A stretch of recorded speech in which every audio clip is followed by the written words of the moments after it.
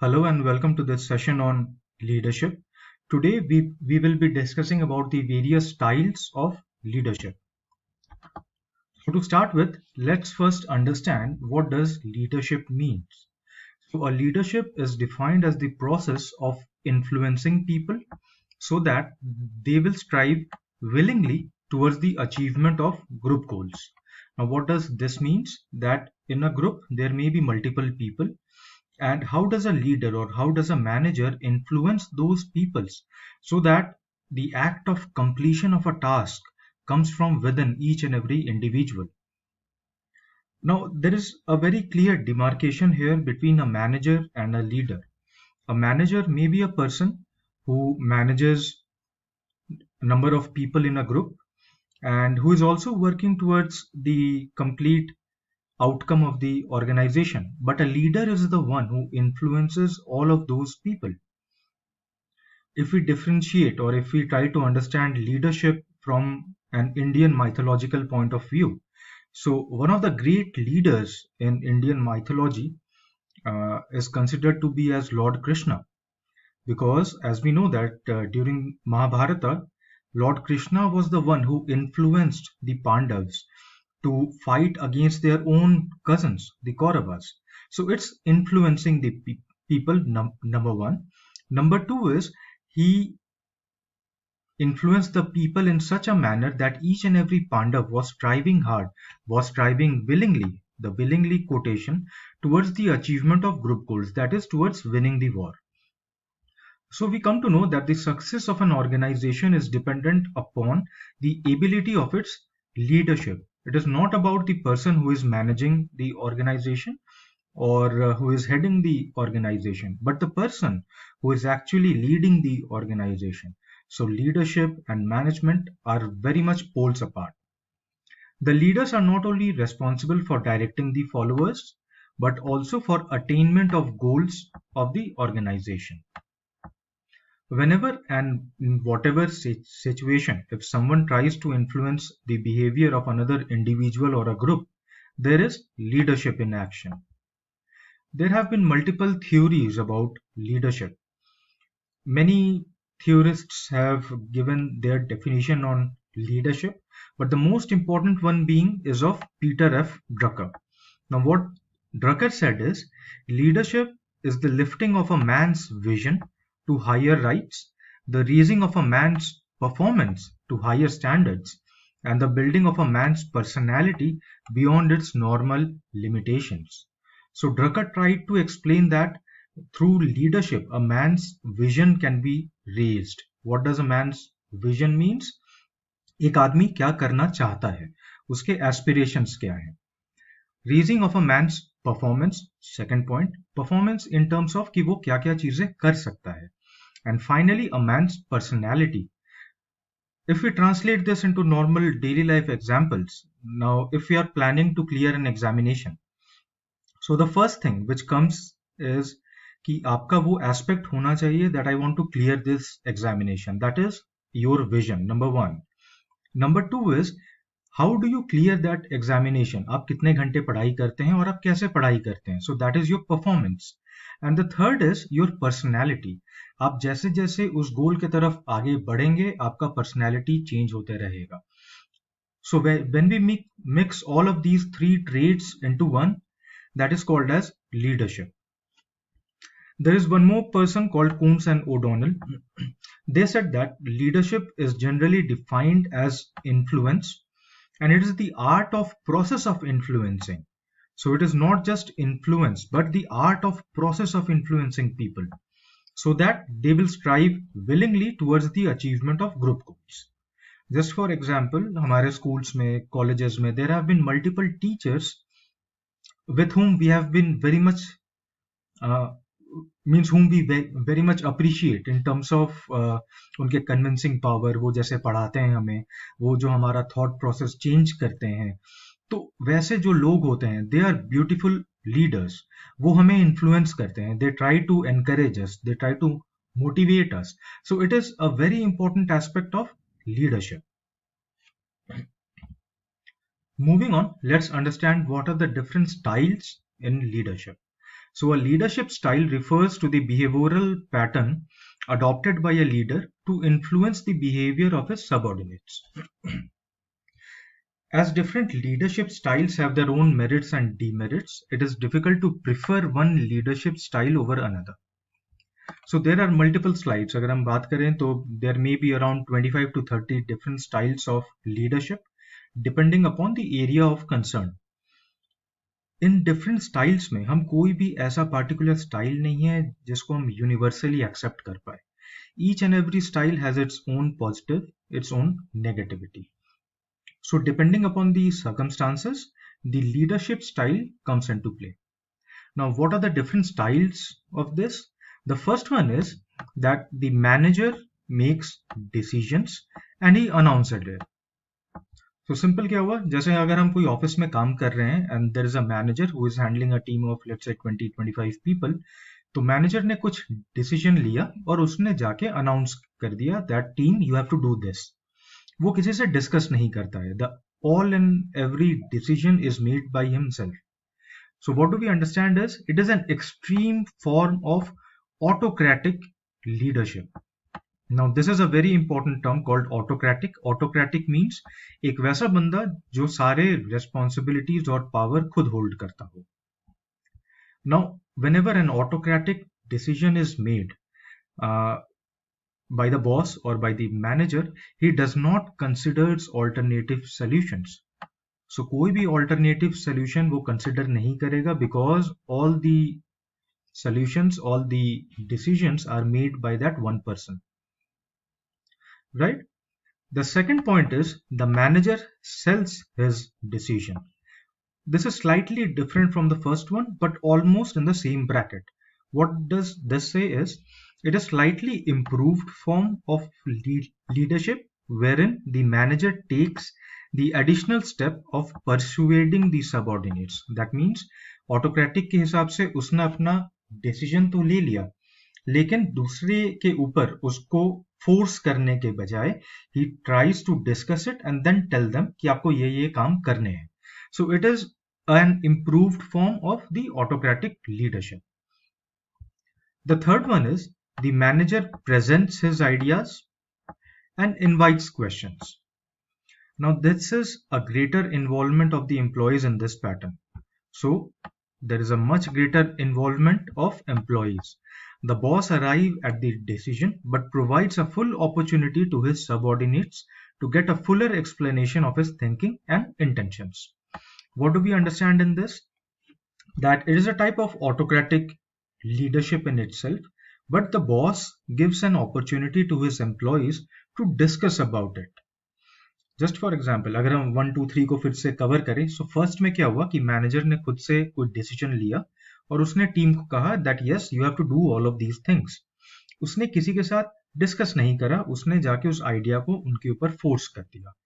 Second, autocratic leader जो होता है उसने डिसीजन तो लिया लेकिन उसने सबके साथ एक बार डिस्कस किया that this is why I have come to this point and this is why we should do this. Third में क्या होता है that the manager again takes the decision himself, but then he discusses it with his employees. That means he states his solution that this is what we need to do, but do we have any questions? He asks this from his employees. So ये एक better form of autocratic leadership है. Moving on, the fourth one is the manager presents a tentative decision subject which can be changed. So ये autocratic से थोड़ा सा divert हो रहा है. What do we understand here? Herein, the decision is tentatively taken by the manager, but he is amenable to change and influence from the employees. That means as a manager, as a leader, what will I do is I will first of all brainstorm, I will come up with a solution, but that solution is not permanent. So what I will do is I will take that tentative solution among my team members or among my employees and then I will discuss, and then based on the discussion I may change my decision. The fifth one is the manager may present the problem, get the suggestions and then take his own decision. Now this is what an ideal manager should do. What is this?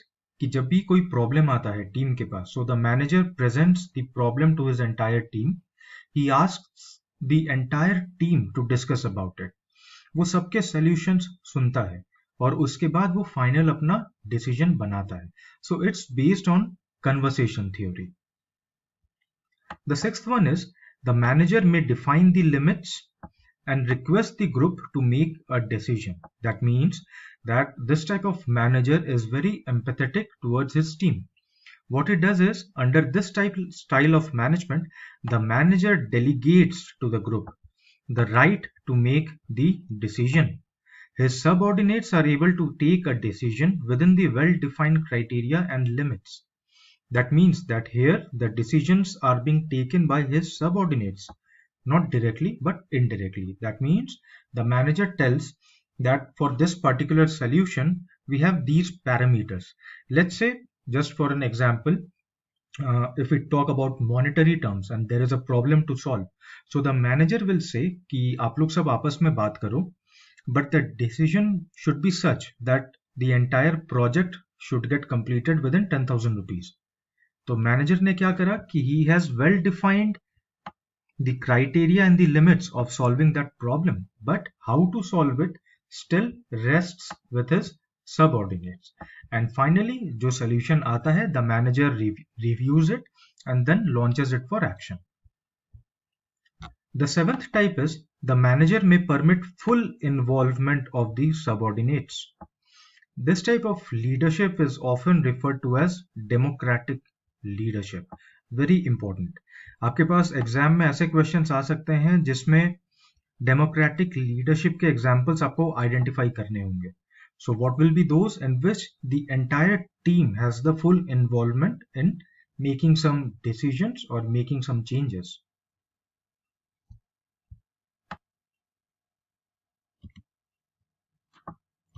Let's proceed. Now the next is, how do you select the various styles of a leadership? So the selection of leadership style will depend on the consideration of a number of factors. Tanbaum and Schmidt, ये नाम बहुत ज़्यादा important है because exams में इनके basis पे questions आते हैं. So what has Tannebaum and Schmidt pointed out, that there are various different important factors that may affect the choice of a style of leadership.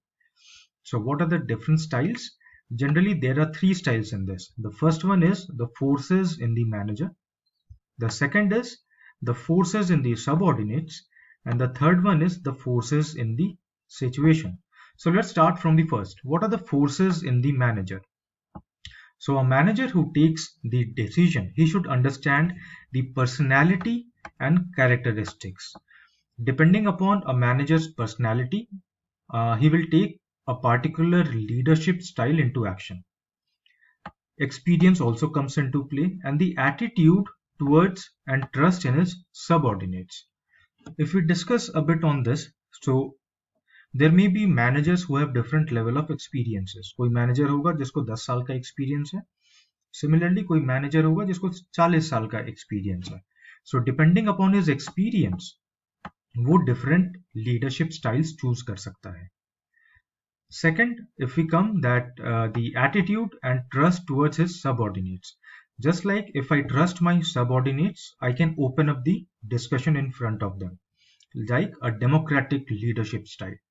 If I don't trust my subordinates or if I don't trust my team, I will follow the autocratic leadership model. So ये completely depend करता है कि manager कैसे है. There is no set style and standard for this.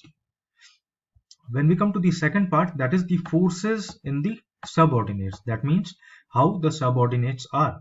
The first one is the personality and characteristics, experience, and attitude towards and trust in leader.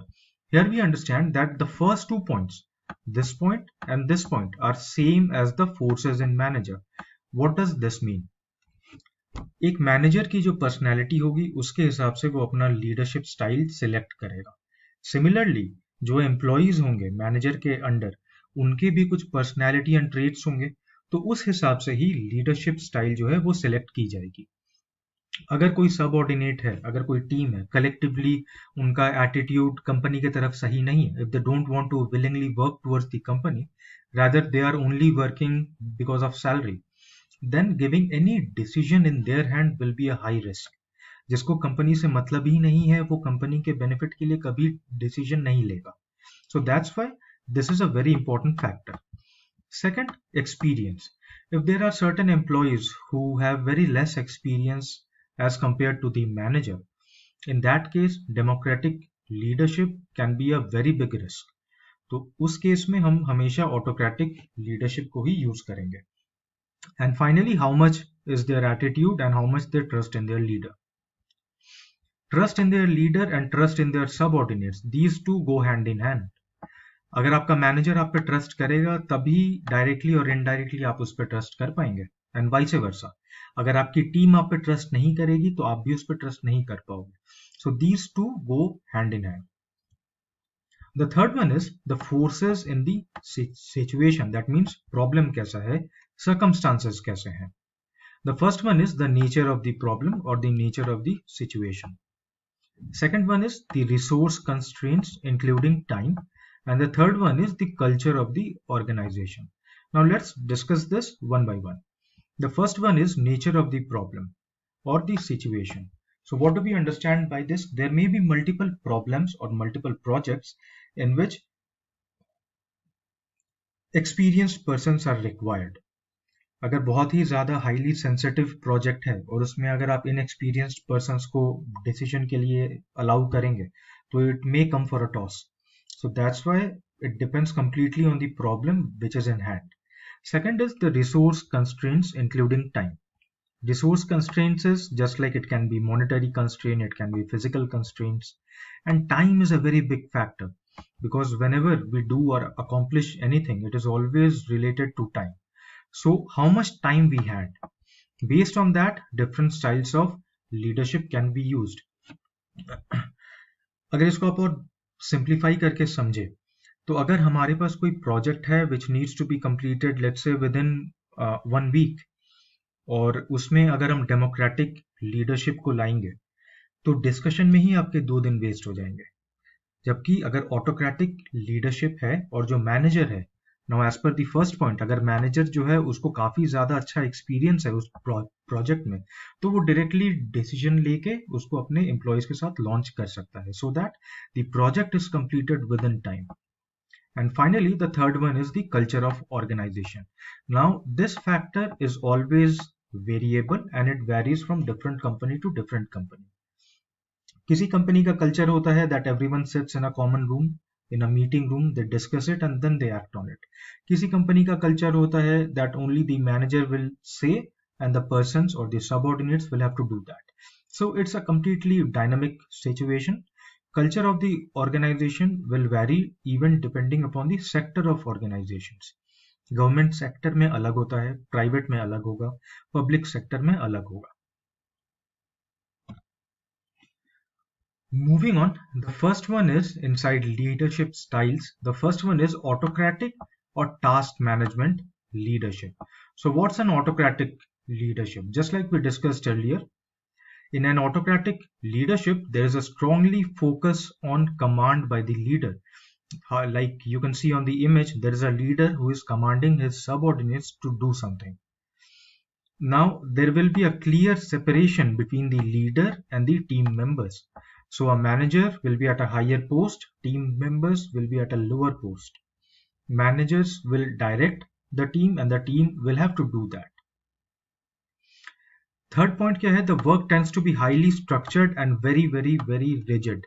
Rigid means कि आप कुछ भी discuss नहीं कर पाओगे. There are very less chances of modifications. There are very less chances of relaxations. Just like अगर आपका manager आपको कहता है that you have to complete this task by today, then actually you have to do it by today. भले ही आपको after office hours काम करना पड़े और you have to take some of your own personal time and put into it, but you have to complete that task. So this type of functionality comes under autocratic leadership. Next is participative or democratic leadership. Now, as the name suggests, it is participative. That means everyone is participating, and it is a democratic style. That means democracy है. सबको अपने vote रखने की flexibility है. Now, what happens in a democratic leadership is The creativity is encouraged and it is also rewarded. How come? आपके team में बहुत सारे मेंबर्स हैं, उन्होंने अपने कोई पॉइंट पुट करे आपके लिए, तो क्या होगा कि जब आप उसके पॉइंट को वैल्यू करोगे, the next time he'll come up with more better ideas. So he is being encouraged in your team. The second is the leader has a final say, but the group members are encouraged to give ideas. That means the leader, he will be the one who will take the final call on the project or on the problem, but everyone can present their ideas. Some may choose not to present, but majority of them do. Democratic leadership has comparatively high productivity and strong contributions from the group. इसमें क्या होता है कि when you interact with your manager, तब आपका rapport, आपके जो relations होते हैं, that gets strengthened. Indirectly, the company also gets benefited by this because his organizational goals are being met, as well as the productivity of the entire team increases to a much higher value. Next is laissez-faire or free rein leadership. What happens in this is the freedom for followers to make decision first. Second is group members expected to solve problems on their own. This type of leadership is very uncommon these days, but it do happens. इसमें क्या होता है, जो boss है, जो manager है, उसको कोई मतलब नहीं है टीम से. जब भी कोई प्रोजेक्ट या कोई प्रॉब्लम आया, he discusses it with the team and he hands it over to the team entirely and then he relaxes. अब ये टीम की responsibility है to get it solved by hit and trial method, by brainstorming or by various learning methods. So the team themselves are independent to work on the project. But finally, जैसे ही solution आता है, it is being taken up by the manager himself. This is what has been happening for a very long time in the government sectors as well. Not to comment specifically on something, but this type of leadership is generally falling apart in today's time.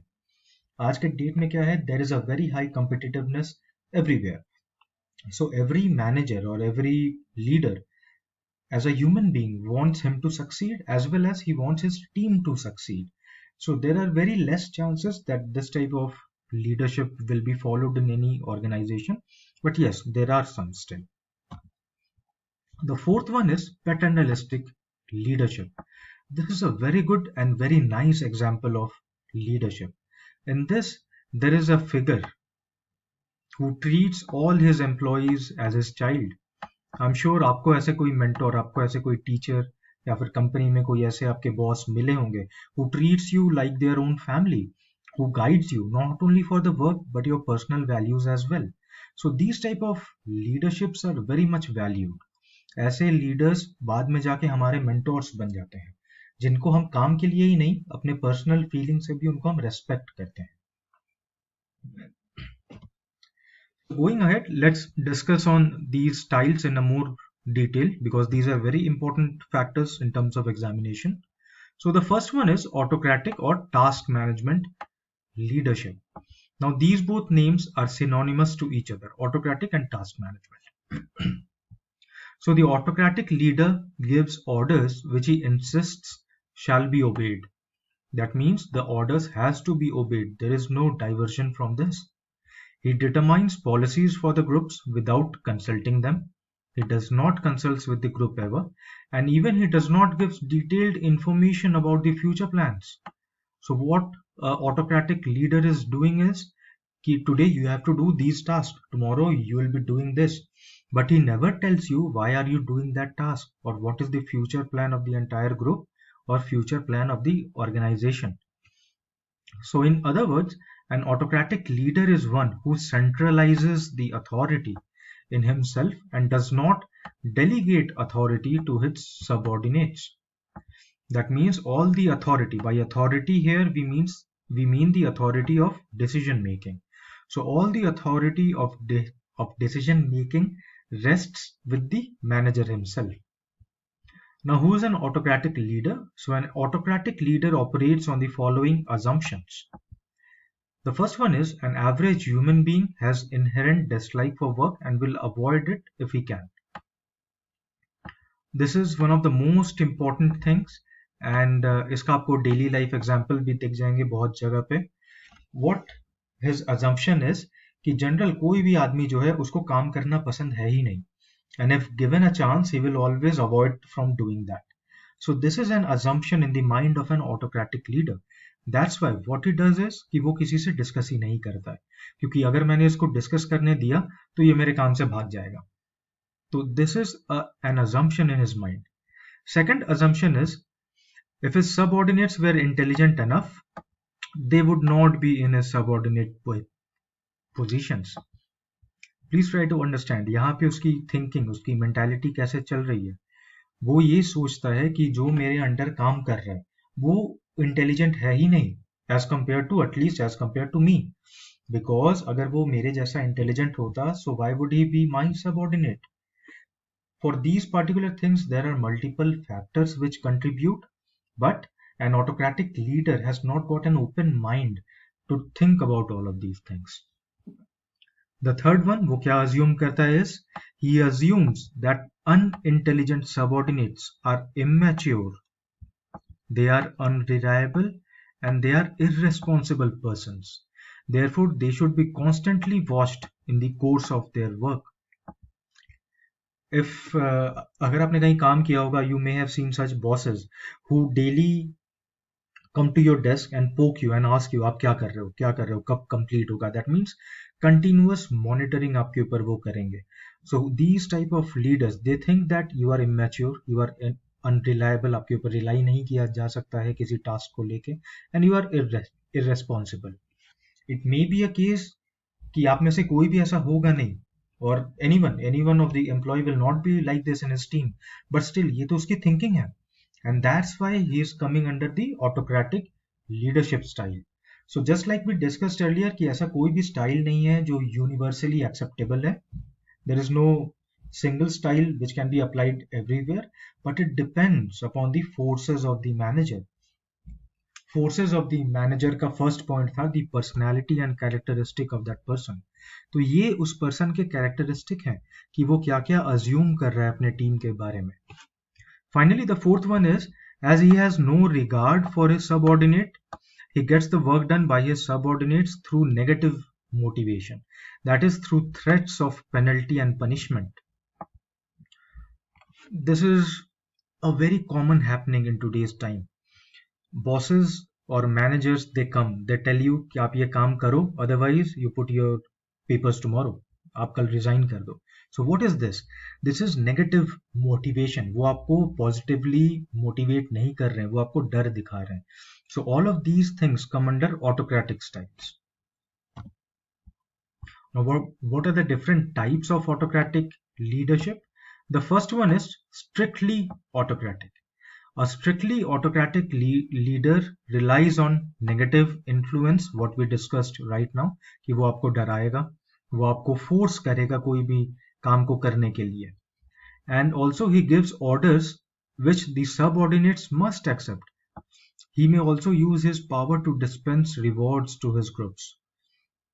That means any decision given by an autocratic leader falling under this strictly autocratic type will give you orders and you must accept those orders. Otherwise, he will give you negative influences. Negative influences means different type of fear, different type of implications.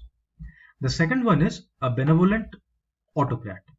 The benevolently autocratic leader is effective in getting high productivity in many situations, and he can develop effective human relations.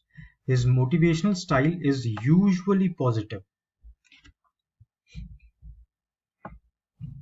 That means कि इस type के जो autocratic leaders होते हैं, they come under slightly different criteria, that they will take their own decisions, they will tell you what to do, but parallelly they will also discuss with you in some time. That means they may positively help you in growing as well. Now the third one is manipulative autocrat. Very important. A manipulative autocratic leader is one who makes subordinates feel that they are participating in the decision making, even though he has already taken the decision.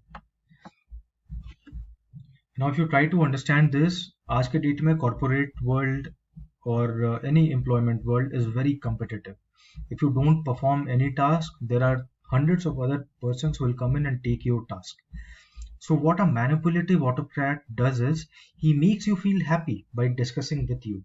कि वो आपसे discuss करेगा कि अच्छा ठीक है ये project है इसमें हमें क्या करना चाहिए, let's discuss it. But actually में he has made up his mind earlier. आपके जितने भी डिस्कशंस हैं, आपके जो भी आइडियाज हैं, he won't be taking it, क्योंकि उसने ऑलरेडी अपना माइंड मेक किया हुआ है. If he takes your ideas, then it would not be an autocratic, it would be a democratic version of leadership style. Therefore, a manipulative autocrat may discuss with you.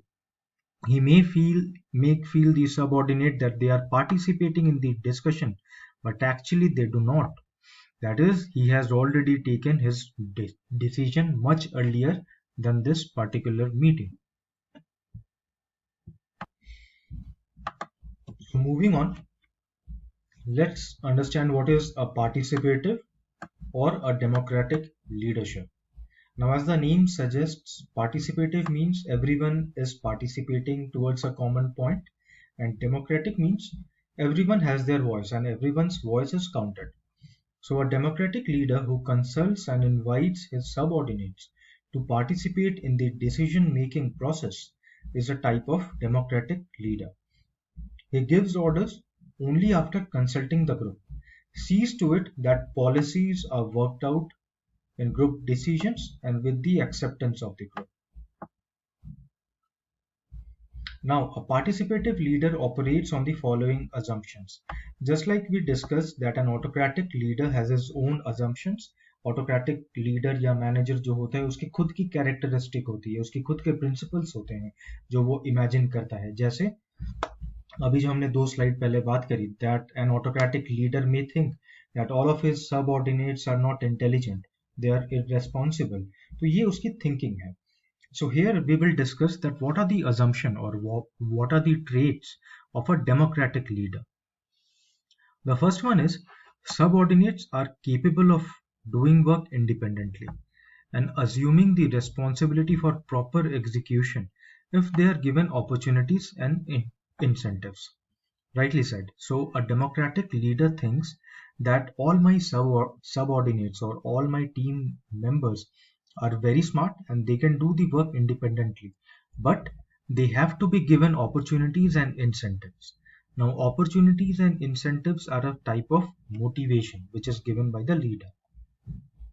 The second is when the subordinates are supervised, guided, and aided rather than threatened or commanded to work. That means the democratic leader thinks that his employees or his subordinates, they should not be threatened or commanded, just like the autocratic leader thinks.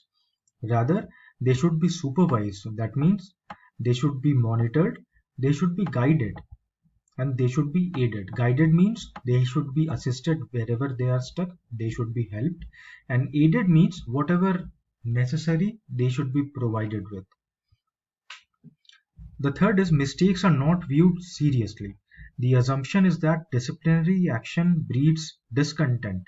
Disciplinary action breeds discontent, very important line, and frustration among the employees and creates an unhealthy work environment.